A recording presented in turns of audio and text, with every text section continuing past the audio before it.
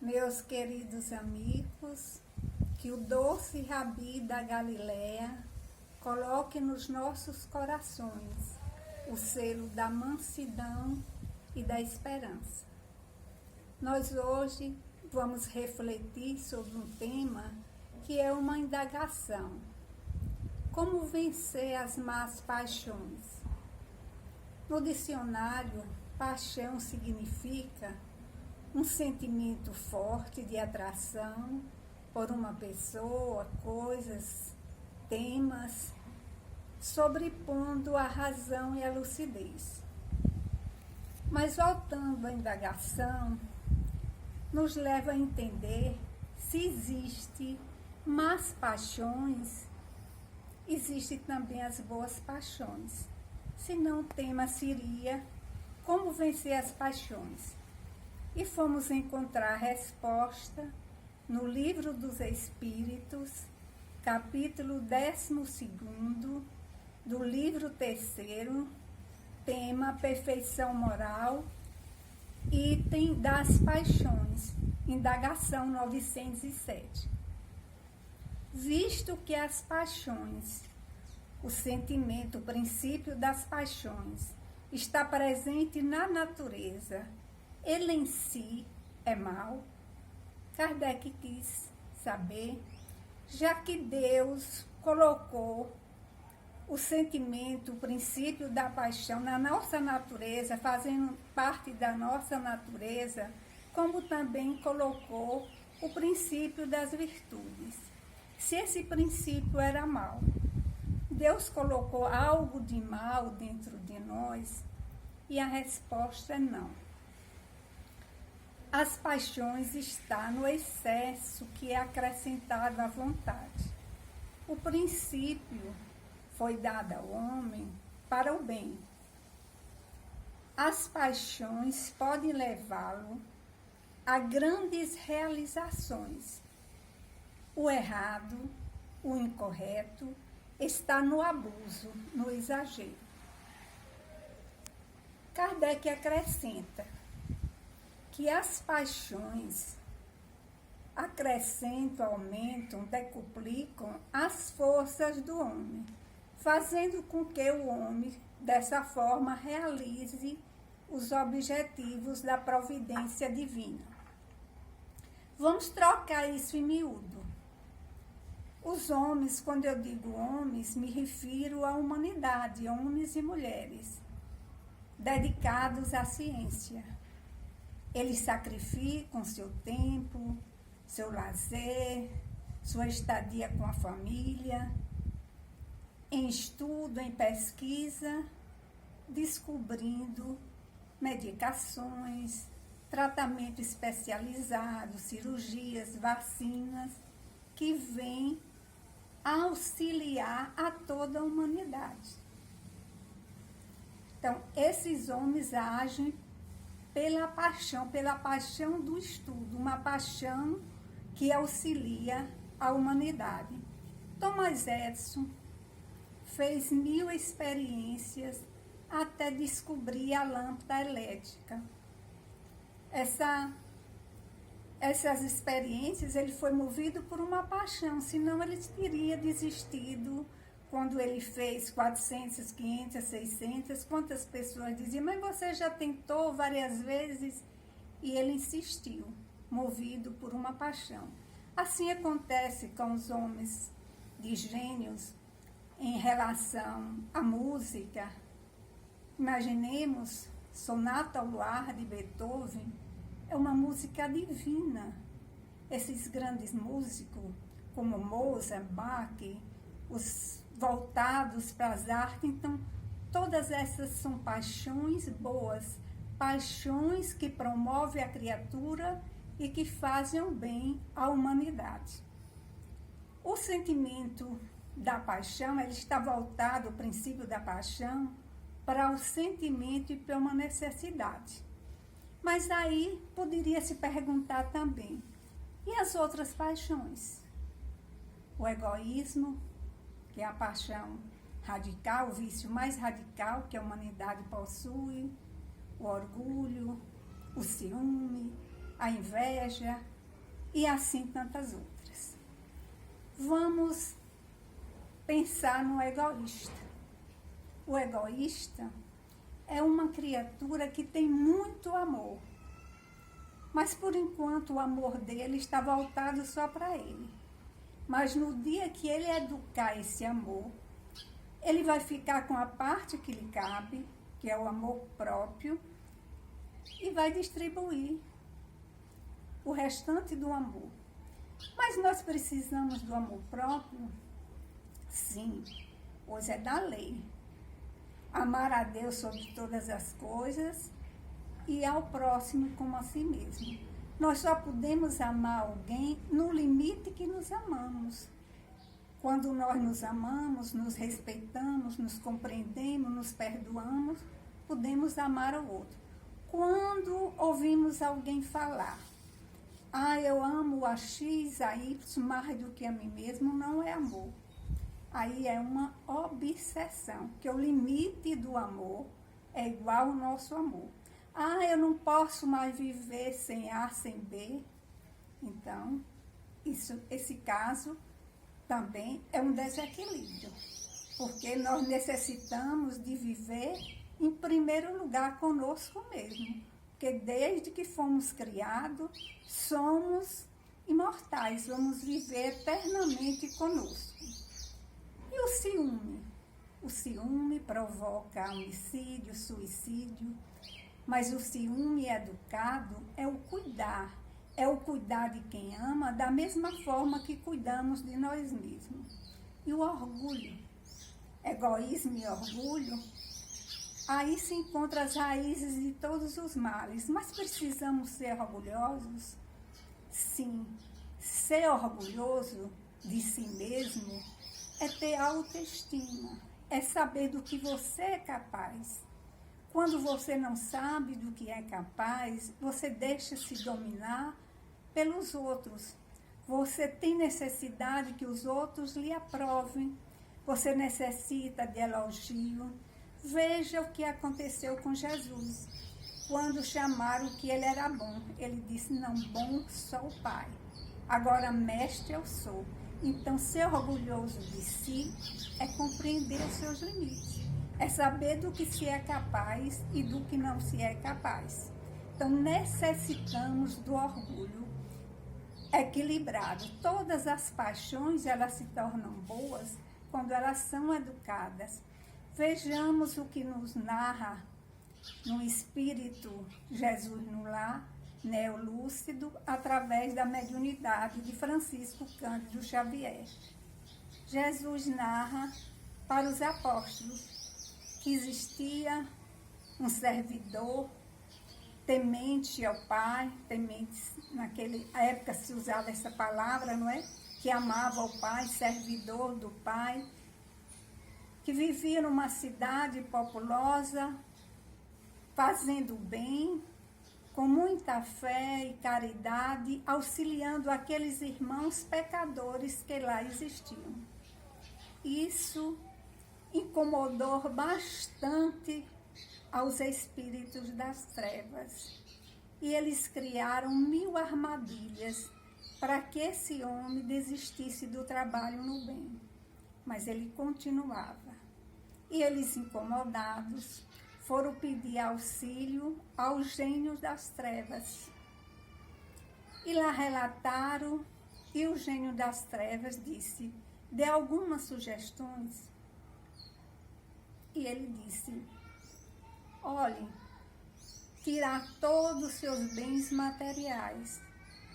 E aí o diabo maior, como se comenta no livro, disse, mas isso aí ele ia se integrar aos irmãos e a encontrar 1000 maneiras de auxiliar. Então o representante das sombras disse, e se nós livrássemos da família, enchesse os seus filhos de ingratidão e ele ficasse só? Isso aí era muito fácil, porque ele ia se unir à família universal. E o gênio das trevas ficou dando gargalhadas. E o emissário deu mais sugestões.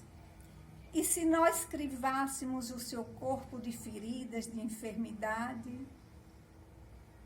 E o gênio das trevas disse: com a sua paciência, com a sua resignação, ele ia transformar muitos. E se nós criássemos calúnias, ódios gratuitos, ele se tornaria Marte. E ele já não tinha mais o que dizer. E disse: dessa forma, só se assassinássemos cruelmente. Aí foi que ele deu uma gargalhada maior. O gênio das trevas, o que ele queria, seria a glória. Ele ia para o paraíso. Se tolo, vá, volte, chegue lá, arrodeie esse homem, dizendo que ele não é nada, que ele é um zero na criação, que ele como se fosse um grão de areia no deserto. Faça ele ver as suas imperfeições, os seus defeitos. E assim ele fez. Diga que ele é como se fosse uma nesga de lama. E o emissário das sombras retornou e pôs em prática o seu programa. Começou a dizer àquele homem que ele não era nada, que o trabalho dele não tinha nenhuma serventia. Começou a lembrar suas imperfeições, como era que ele, tão imperfeito, queria ser o salvador de muitos. E aquele homem foi refletindo nas suas imperfeições. Isso acontece muito com os trabalhadores do bem. É por isso que necessitamos desse orgulho, no sentido de conhecer a nós mesmos, sabermos de que somos capazes, o que é que todos nós temos as nossas imperfeições, mas temos as nossas qualidades. E quando estamos usando das nossas qualidades a favor do bem, temos que ter confiança em Deus e confiança em nós próprios, porque nós estamos dando o nosso melhor. Muito embora o nosso melhor não seja o ideal, mas é o que temos no momento. E esse homem, como ele não tinha autoestima, ele começou a refletir só nas suas imperfeições e foi abandonando o trabalho do bem. E assim desistiu para vir despertar no momento da morte, quando já era tarde para essa reencarnação, não é? Daí a necessidade de termos esse equilíbrio. Mas aí Kardec, diante de dessas indagações todas, né, de ele refletir bem, ele perguntou, na questão 908, qual é o limite para se distinguir quando uma paixão é boa ou é má? Veja o que eles responderam de uma forma muito interessante. Comparou que as paixões é igual a um cavalo. É bom, cavalo é útil quando você domina, e é perigoso quando você é dominado por ele. Quem sabe montar, tem as rédeas no cavalo, sabe fazer o cavalo andar, sabe fazer o cavalo parar, virar para a direita, virar para a esquerda. Mas se a pessoa não sabe montar, se não tem as rédeas, o cavalo monta no cavalo, está entregue ao perigo. É como o carro, não é? O carro é muito útil para quem sabe dirigir, para um motorista. Se alguém liga um carro que não sabe dirigir, é um desastre, não certo. Então, as paixões, elas são boas quando você domina as paixões e tornam-se perniciosas quando você é dominada por elas. Kardec indaga mais. O homem, com seus esforços, pode vencer as suas más tentações? Ele refletindo que todos nós temos tentações e nem todas as paixões nós dominamos. E eles responderam que sim, e às vezes com poucos esforços, mas o que nos falta é a vontade. Com um pouco de voz, tendes vontade? Essa resposta é muito enigmática, porque a gente fica sem compreender, então a gente percebe que a nossa vontade é uma vontade assim, muito pequena, muito exterior, porque a ponto de com poucos esforços vencermos as nossas tentações. Mas Kardec, ainda não satisfeito, ele pergunta se o homem, com o auxílio dos espíritos, pode vencer as suas más paixões. E a resposta é: orando com fé a Deus, ao seu bom gênio, os bons espíritos virão em seu auxílio, pois essa é a sua missão. Mas aí a gente fica pensando, será que isso é fácil? Fácil não é. Porque nós queremos que Deus, que os espíritos, nos transforme só orando.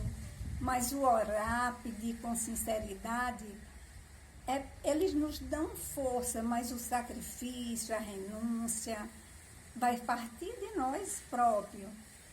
Nós precisamos, para orar e pedir por as nossas tentações, as nossas paixões, é necessário o autoconhecimento.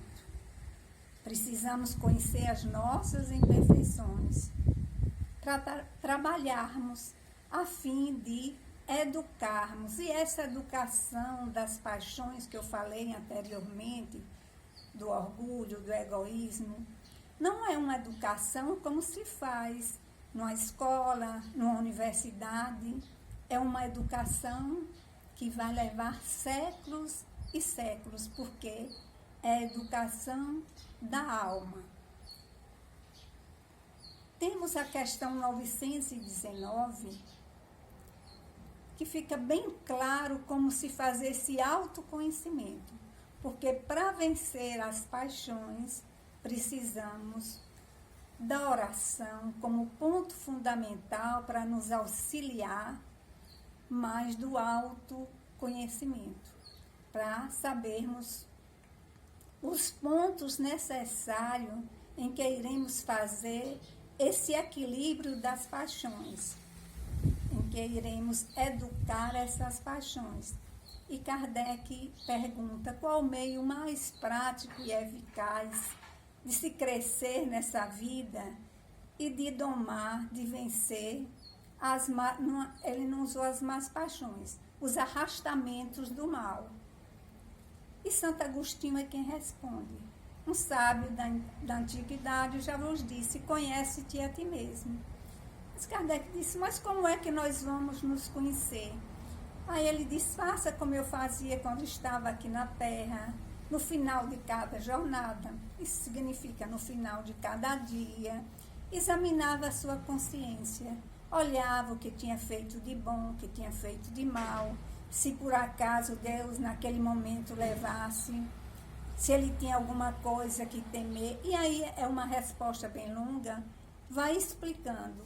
Ainda diz mais, porque às vezes a gente fica em dúvida se fizemos bem ou se fizemos mal. Aí Santo Agostinho ainda diz: esta ação que você está em dúvida, coloque em outro, como se fosse outro fazendo. Se você tem alguma coisa a temer, se você acha que é ruim, se você acha incorreto, se é incorreto para o outro, é incorreto para você. E é preciso, eu sei que todos nós espíritas conhecemos essa questão do Livro dos Espíritos, é bom a gente olhar detidamente.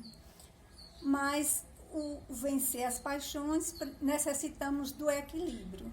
E no livro Trilhas da Libertação, em uma palestra feita pelo médico baiano, Dr. José Carneiro de Campos, onde se encontrava presente José Pititinga, Manuel Filomeno de Miranda e muitos médicos da espiritualidade. Ele estava se reportando à saúde holística e falou do equilíbrio psíquico, da mente harmoniosa, que a mente harmoniosa libertaria as criaturas de muitos males, inclusive das enfermidades, que a grande maioria das enfermidades são causadas pelos desequilíbrios mentais, com algumas exceções.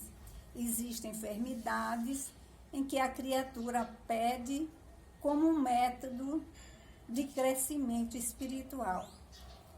E depois de terminada a exposição, um grupo se aproximou do médico e um jovem médico lhe perguntou: Doutor Carneiro, nesse caso, como ficaria os processos kármicos se a pessoa mantivesse sempre um estado harmonioso de equilíbrio mental? E ele vai explicar que uma alma enferma, uma alma devedora que traz a consciência de culpa e de remorso, seria uma incoerência acreditar que essa pessoa mantivesse sempre um estado harmônico. E aqui no nosso planeta, que é um planeta de expiações e de provas, qualquer ação nos tira do equilíbrio. Muitas vezes uma enfermidade nossa, uma enfermidade de familiar, uma perda de ente querido, alguma aflição social, alguma aflição relativa a nós próprios. Então seria muito difícil uma alma, uma criatura endividada. E a grande maioria de nós somos ainda espíritos endividados, que trazemos a consciência de culpa. Mas às vezes a gente não tem consciência disso. Nos analisamos e pensamos assim: não, mas eu não tenho culpa, eu não fiz nada nessa vida. Mas nós lembramos das existências passadas, é uma culpa inconsciente, é um remorso inconsciente. E tudo isso gera desarmonia no nosso ser, atraindo tanto ações como enfermidades. E nesse livro Trilha da Libertação, nós vamos encontrar um médium, Davi, que se preparou no mundo espiritual para vir exercer a mediunidade de cura. É uma das mediunidades, para não dizer a mais difícil. Então, para ele fazer esse exercício, foi preparado a sua companheira, que lhe acompanharia, um espírito muito afim, os filhos, de forma que o seu lar vivesse em harmonia, para que ele pudesse cumprir a sua tarefa com equilíbrio, mais ou menos equilíbrio, não é? Porque aqui na Terra nós não temos totalmente o equilíbrio. Ele iniciou muito bem, trabalhando como qualquer pessoa trabalha, e 2 vezes na semana, prestando auxílio aos enfermos no centro a que atendia. Até o centro foi escolhido. Ia tudo correndo bem, quando um determinado dia ele fez uma cirurgia com sucesso numa jovem que tinha câncer, e o seu pai era rico, ficou muito satisfeito e deu-lhe um cheque de uma soma vultosa. Quando ele pegou aquele cheque, disse: não, aqui o trabalho é gratuito, nós não cobramos. E aí o pai da jovem disse: olha, mas isso para mim não é nada. Mas para você, nem você trabalhando um ano ganha isso tudo.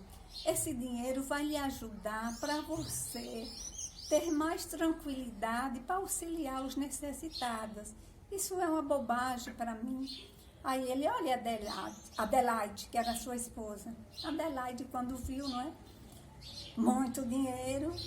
Também, eu também acho, eu concordo, e eu sei que ele recebeu dinheiro. E dinheiro é uma coisa que engana muito. Aí foi o seu calcanhar de Aquiles. A partir daí ele começou a receber, e quanto mais dinheiro recebia, e aí foi resvalando pelo dinheiro, pelo sexo, já não era mais fiel à esposa, pelo poder, pelo narcisismo, chegou ao ponto que ia cometer um homicídio. Quando ele pegou na cintura para pegar o revólver para atirar no homem, a providência divina foi tão misericordiosa, foi providencial, que ele teve um infarto fulminante. Foi preferível morrer infartado do que morrer como homicida. Nós vamos também encontrar no livro Os Mensageiros vários médios, doutrinadores, que foram preparados no mundo espiritual para exercer o trabalho de mediunidade, de doutrinador e qualquer outros trabalhos no bem, todas as áreas, né? Nós somos preparados. Otávio se preparou 30 anos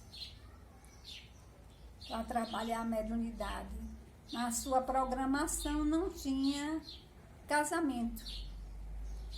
Ele ficaria solteiro, mas receberia 6 crianças órfãs. Essas crianças foram espíritos que muito lhe auxiliaram em nosso lar, e ele era devedor dessas almas e se comprometeu a receber. Ele preferiu deixar essas crianças abandonadas. Não acreditava, começou a frequentar o centro, nas comunicações que ele mesmo dava, e procurou um médico. E o médico disse que ele necessitava de experiências sexuais. E aí ele resvalou, abandonou o trabalho, casou-se com uma jovem de condição muito inferior à sua condição. Ela atraiu como filho, ele mesmo que disse, não é? Está relatado no livro, um monstro, e eles dois se impuseram de fazer a vingança. Logo depois dos 40 anos, ele voltou para a pátria espiritual, proveniente do álcool, a sua desencarnação e da sífilis, totalmente desestruturados. Aí vem a experiência de Arcelino, que também se preparou bastante. A sua reencarnação foi precedida por uma ministra do nosso lar.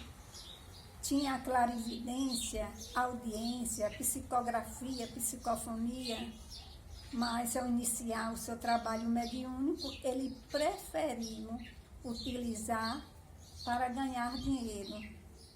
E assim são N trabalhadores que se preparam no mundo espiritual, mas ao chegar aqui no nosso planeta, pela própria vibração do planeta, se desequilibram. Então o equilíbrio não é coisa muito fácil.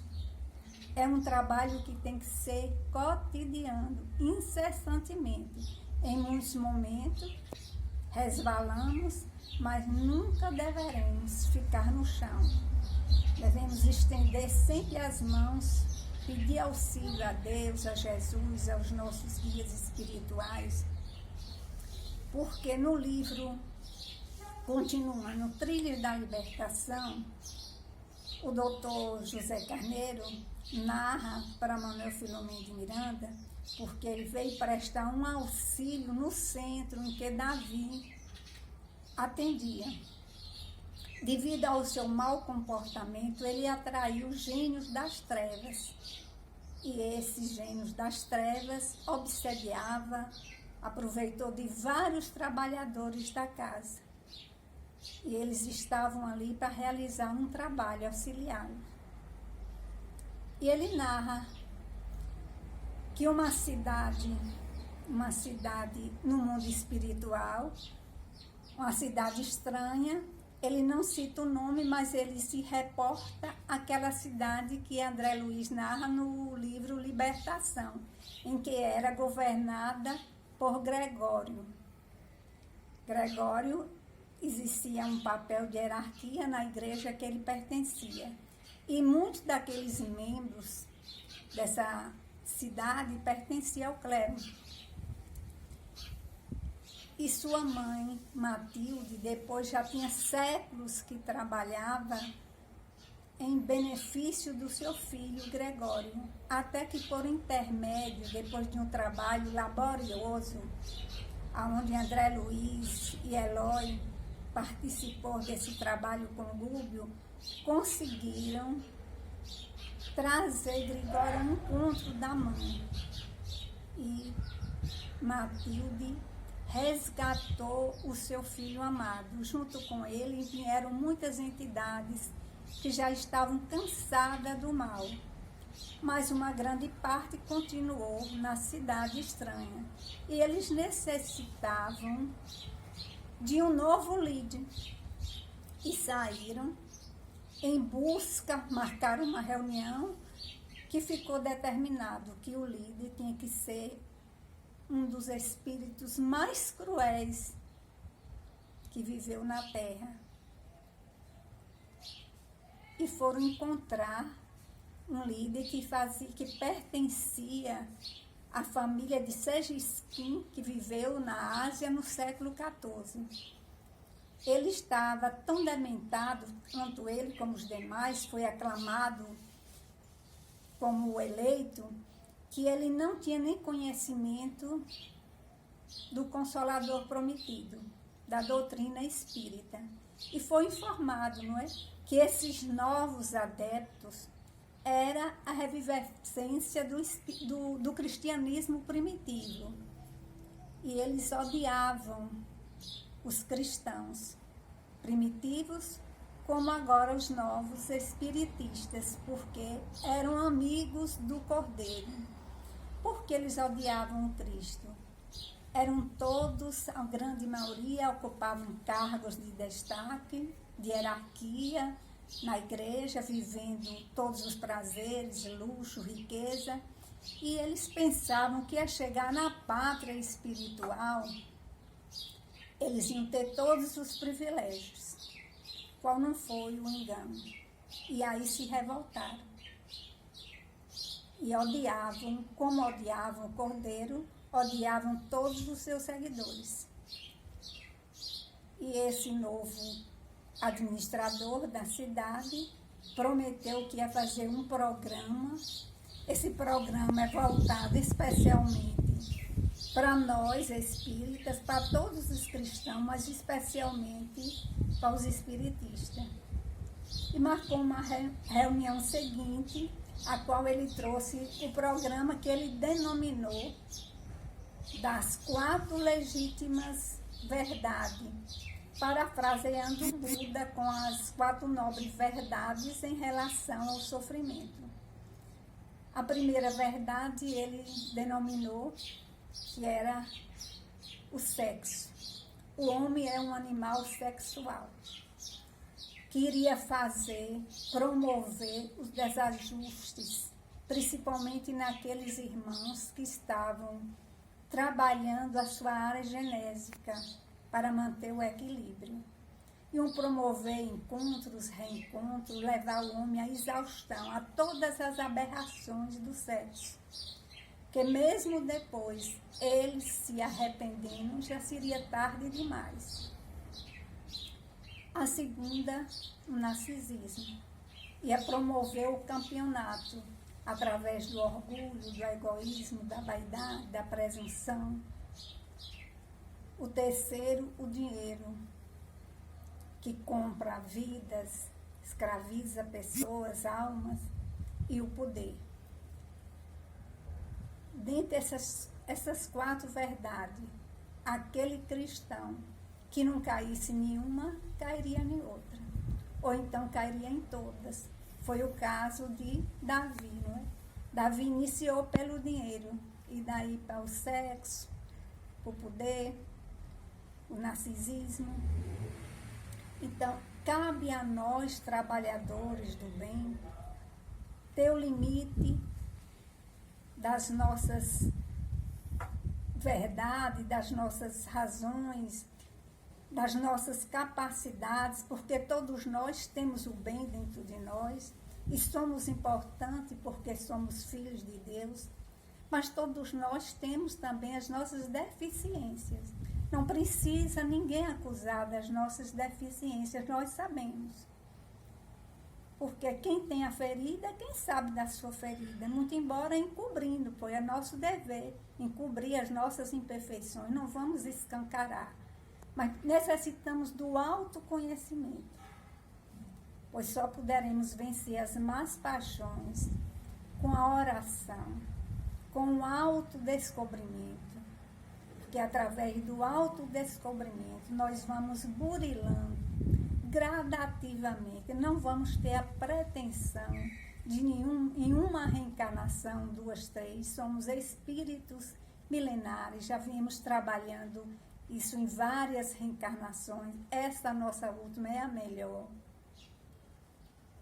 Através da vigilância, vigiar, foi isso que Jesus nos recomendou, vigiar e orar, e o trabalho no bem, porque o trabalho no bem faz com que conquistemos seres evoluídos que nos auxiliam nos nossos momentos de fraqueza.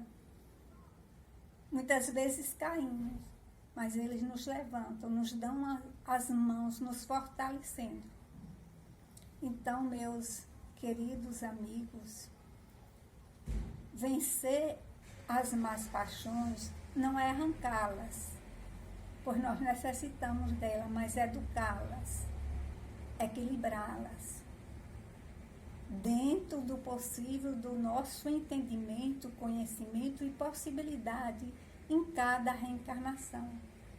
O que não poderemos fazer é ficarmos de braços cruzados, procurarmos caminharmos sempre em direção ao bem, pedindo o auxílio de Deus, o auxílio do Mestre Jesus, o auxílio dos nossos guias espirituais, os nossos mentores, que são espíritos mais evoluídos, que estão aqui para nos auxiliar. Embora, repitamos, o auxílio eles não vão fazer por nós. Nós é que deveremos nos esforçarmos para trilharmos o caminho do bem, compreendendo a si mesmo, perdoando a si mesmo, amando a si mesmo, para respeitarmos, amarmos, perdoarmos aos outros.